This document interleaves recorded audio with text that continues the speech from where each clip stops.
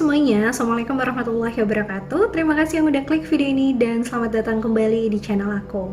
Oke, untuk video kali ini aku akan ngebahas tentang serial killer lagi. Tapi di video ini kita pasti bisa belajar tentang beberapa hal yang mungkin aja jangan sampai kita lakukan karena bisa berdampak sebahaya ini gitu loh.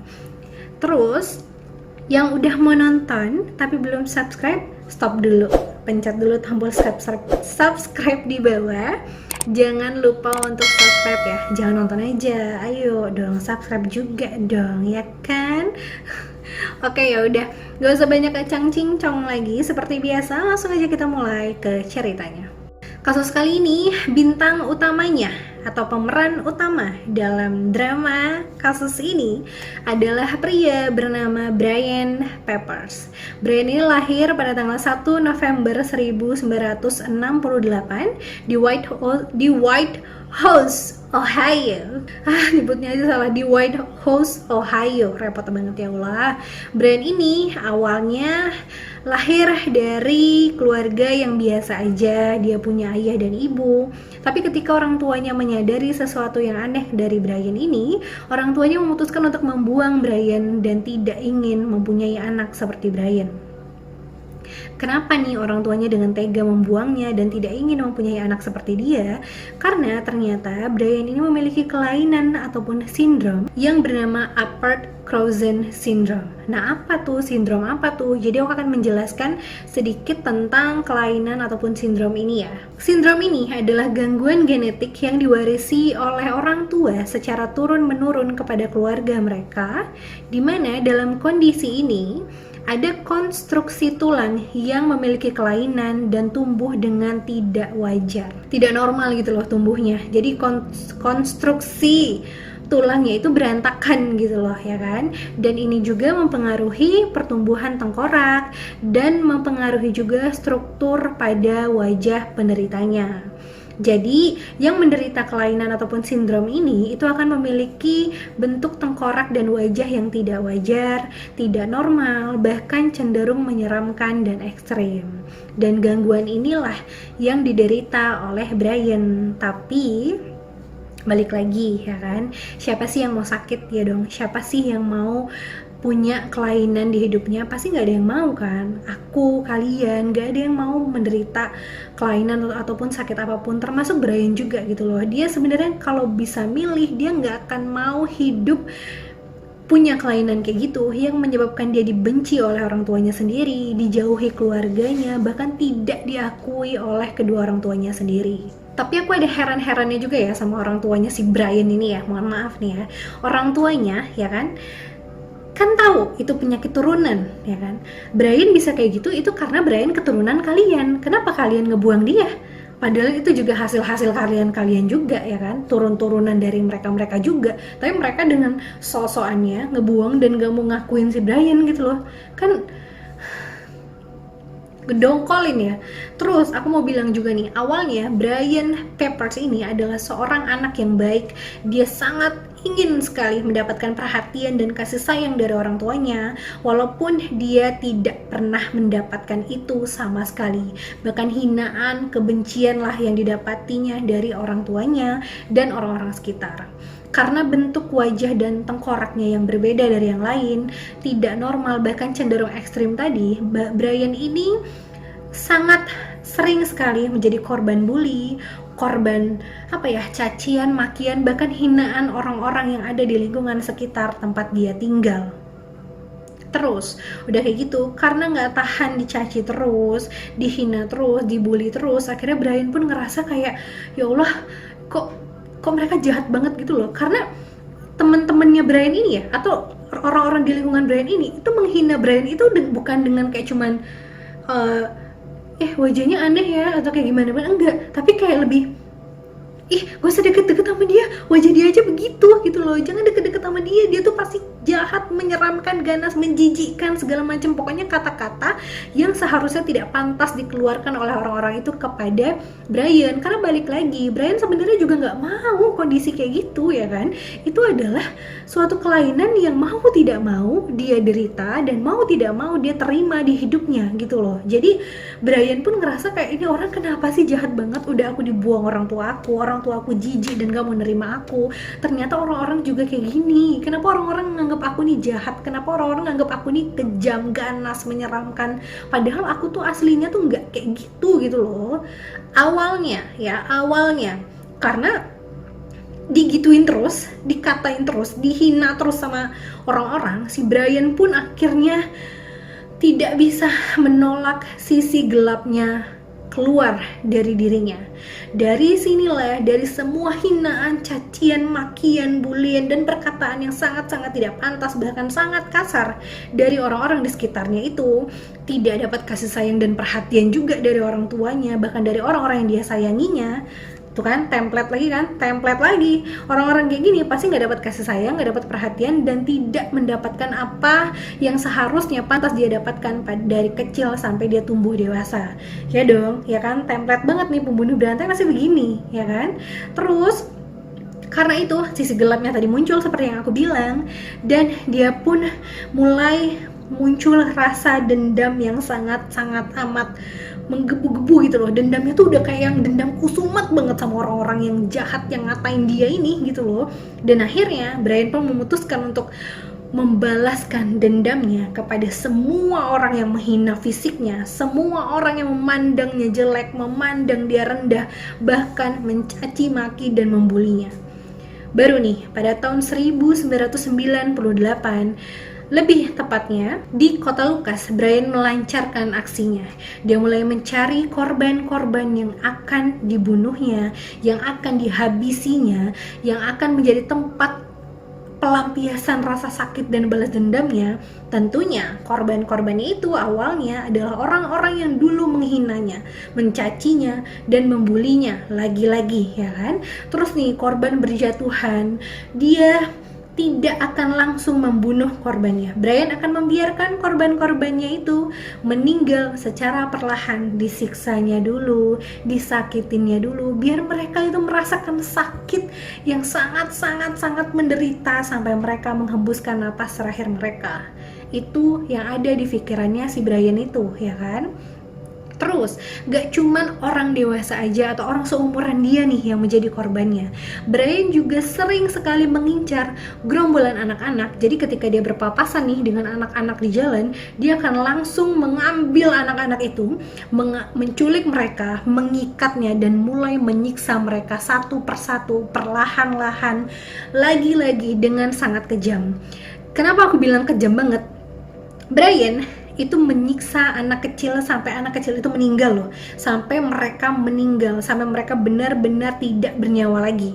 Tapi Brian itu tidak pernah langsung membunuh korbannya. Brian itu tidak pernah langsung kayak menikam mereka sampai mati, atau kayak langsung kayak ditembak atau kayak gimana, enggak. Brian itu ya menyiksanya dengan cara apa ya? Dengan cara diapain coba ya? Brian akan dengan sengaja pelan-pelan menguliti dan menyayat tubuh para korbannya tanpa terkecuali, termasuk anak-anak yang dia culik tadi, ya kan? Terus udah dikulitinnya lah pelan-pelan, ya kan, disayat-sayatnya lah pelan-pelan. Dia menikmati setiap proses itu, dia menikmati setiap jeritan dan rasa kesakitan yang dirasakan oleh anak-anak dan semua para korbannya. Dan ketika itu dia ngeliat dong, ya kan, udah dikulitin, disayat-sayat, darah bercucuran dong di mana-mana, mandi darah mereka, ya kan. Dan karena mereka nggak tahan kesakitan dan juga kehabisan darah, akhirnya anak-anak itu dan para korban lainnya meninggal dunia dengan cara yang sangat amat menderita karena ulah si Brian ini. Nah, karena dia tuh gak mau sampai ada orang yang ngatain dia jelek, gak boleh ada orang yang istilahnya fisiknya tuh lebih bagus dari dia gitu loh. Jadi kayak dendam juga, terus iri juga, gak terima orang tuh gak senasib sama dia, paham kan? Terus Gak cuman itu aja, Brian tidak hanya membunuh, tidak hanya menyiksa, tidak hanya menculik, tapi Brian juga dikenal sebagai penguntit handal dan orang yang suka melakukan pelecehan seks pada semua wanita yang dia random aja temuin. Jadi dia nguntit ya kan, cewek-cewek diikutin sama dia. Terus kalau udah dilihat kayaknya sepi nih, gak ada orang, cewek itu akan menjadi korbannya dan cewek itu akan diperkaos sama si Brian ini. Dan tetep udah diperkaos, dibunuh juga cewek itu. Ada yang dibunuh, ada yang enggak gitu loh. Makanya dari sini Brian mendapat banyak julukan atas semua kejahatan yang dia lakukan. Kriminal, pembunuh berantai, psikopat, pedofilia, dan penguntit. Semua julukan itu diberikan oleh masyarakat dan kepolisian karena semua aksi kejam dan brutalnya yang dilakukan Brian oleh dengan para korban-korbannya. Terus semakin nambah hari ya kan, semakin banyaklah korbannya Brian ini. Tapi untungnya polisi dengan cepat dapat melakukan penyelidikan dan berhasil mengetahui bahwa Brian Peppers lah dalang dari semua kasus menyeramkan yang terjadi di Ohio pada saat itu. Polisi setempat berhasil menangkap Brian di rumahnya dalam keadaan hidup-hidup. Ketika Brian ditangkap sama polisi, Brian memberontak, dia tidak mau ditangkap polisi. Dia menendang-nendang polisi, kayak menggeliat-geliat, pokoknya dia memberontak polisi habis-habisan lah, menjerit-jerit seperti orang gila. Dan karena tingkahnya itu yang kayak orang gila banget ya kelakuannya ya kan, akhirnya Brian pun diputuskan untuk dirantai kaki dan tangannya dan dimasukkan ke sel khusus orang dengan gangguan jiwa. Harusnya kan dia kan dimasukin ke sel khusus pembunuh kan, atau khusus kriminal atau pelecehan seksual ya kan, tapi karena tingkah lakunya udah kayak orang ya kan, jadi dia dimasukin ke sel khusus orang ya.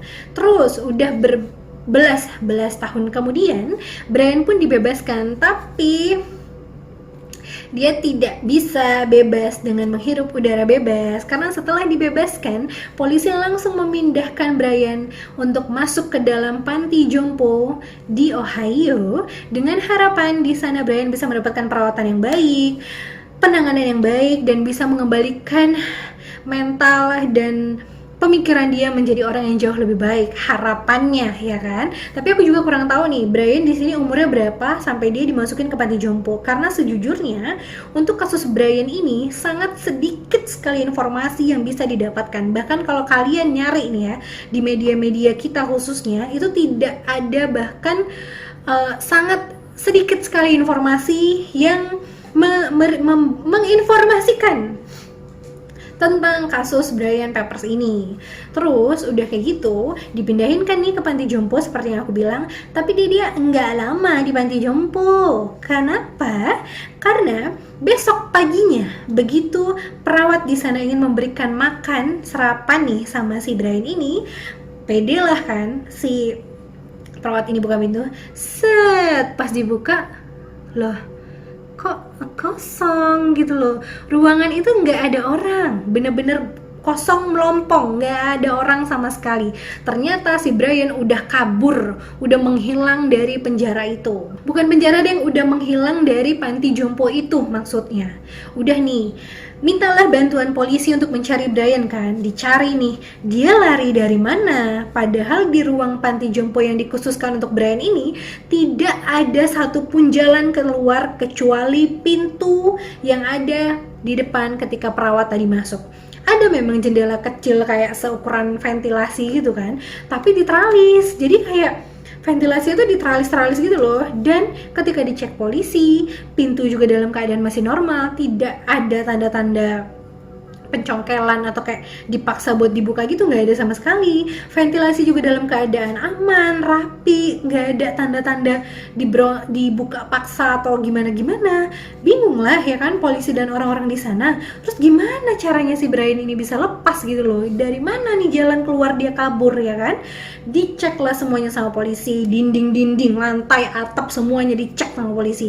Tapi lagi-lagi nihil, kosong, nol. Polisi tidak menemukan apapun. Bahkan tidak menemukan, kayak gak usah lah, kira-kira gak usah lah tempat si Brian ini keluar ya kan, tapi nemuin aja gitu kayak tebak-tebakan aja kayak oh jangan-jangan nggak ada jangan-jangannya aja udah nggak ada udah, jadi kayak ya udah nggak tahu, misterius aja udah hilang gitu aja kayak sulap, paham kan? Jadi kayak si Brian itu bener-bener hilang kayak ditelan bumi, nggak ada beneran dia kabur lewat mana, nggak ada yang tahu, logika mereka nggak nyampe, mikirin dari mana lewat lubang atau lewat celah mana si Brian ini keluar, nggak ada satupun yang bisa menebak itu sampai detik ini juga. Terus karena Brian berhasil kabur dari panti jompo itu, Brian pun menghilang dan tidak pernah ditemukan sampai saat ini. Ada nih orang yang berasumsi bahwa jangan-jangan Brian ini udah tobat nih, terus dia kembali ke rumahnya di Ohio untuk menenangkan diri dan untuk merenungkan apa yang sudah terjadi. Tapi dia memang gak mau aja nih tinggal di panti jompo karena dia mungkin males dihina-hina sama orang di sana, males dianggapnya ini itu terus, mungkin katanya ya kan. Tapi karena Brian ini kabur dari panti jompo, banyaklah orang Ohio yang ketakutan setengah mati karena Brian berarti ada di luar sana kan. Brian bebas berkeliaran di luar sana dan itu menghantui pikiran mereka. Mereka sangat tahu persis apa yang bisa dilakukan Brian kepada mereka, kekejaman dan cara sadis apa yang akan dilakukan Brian kepada mereka. Mereka tuh udah kepikiran, udah kayak berimajinasi gitu loh, saking ketakutannya dengan ancaman bebasnya berkeliarannya si Brian ini gitu loh. Tapi semenjak saat itu untungnya tidak ada lagi kasus-kasus seperti itu ataupun Brian ketahuan membunuh atau melakukan aksi kriminal lagi, nggak ada sama sekali. Jadi kemungkinan memang Brian itu melarikan diri untuk memang menghindar aja nggak sih dari dunia luar, kayak dia udah capek dihina terus gitu loh. Dia mungkin ya sebenarnya kasus kayak gini bikin bingung gitu loh ya nggak sih. Di sisi lain aku kasihan ya dengan keadaan si Brian. Dia udahlah sakit kayak gitu yang harusnya diperhatiin, dapat kasih sayang yang cukup, tapi malah orang tuanya gak peduli sama dia, ngebuang dia, bahkan gak nganggep dia sama sekali gitu loh. Tapi di sisi lain ya dia jahat juga gitu loh. Dia malah merealisasikan apa yang orang-orang bilang, dia jahat, dia ganas, dia menyeramkan, dia melakukan itu semua gitu loh ya kan. Gimana menurut kalian kasus ini? Ada pelajaran gak sih yang bisa kita ambil? Ada banget ya kan. Kalau kata aku, pelajaran dari kasus ini adalah jangan menilai orang dari fisiknya. Ya dong, setuju dong ya kan.